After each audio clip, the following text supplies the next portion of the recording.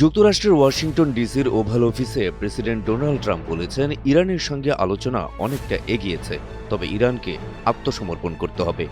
বাংলাদেশ সময় বুধবার Al Jazeera live আপডেটে এ তথ্য জানা যায়।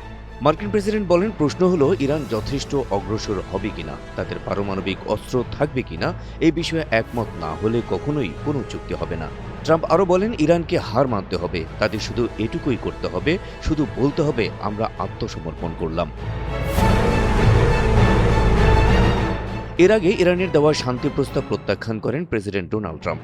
সংবাদ মাধ্যম এক্সিউজকে দেওয়া সাক্ষাৎকারে তিনি বলেন, তেহরান একটি নতুন পারমাণবিক চুক্তিতে সম্মত না হওয়া পর্যন্ত দেশটির বন্দরগুলোতে মার্কিন সামরিক অবরোধ অব্যাহত থাকবে।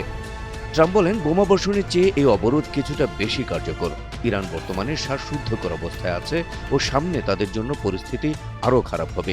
তিনি পুনরুল্লেখ করেন, ইরানকে কোনোভাবেই পারমাণবিক অস্ত্র তৈরি করতে দেওয়া হবে না। চলতি সপ্তাহে ইরান যুদ্ধ শেষ করে কৌশলগতভাবে গুরুত্বপূর্ণ হরমুজ প্রণালী পুনরায় খুলে দেওয়ার প্রস্তাব দিয়েছিল। তবে তেহরানের পক্ষ থেকে শর্ত দেওয়া হয়েছিল, পারমাণবিক সংক্রান্ত আলোচনা অনির্দিষ্টকালের জন্য স্থগিত রাখতে হবে। ওয়াশিংটন এই শর্ত মেনে নিতে অস্বীকৃতি জানানোয় শান্তি প্রক্রিয়া আবারও থমকে গেল।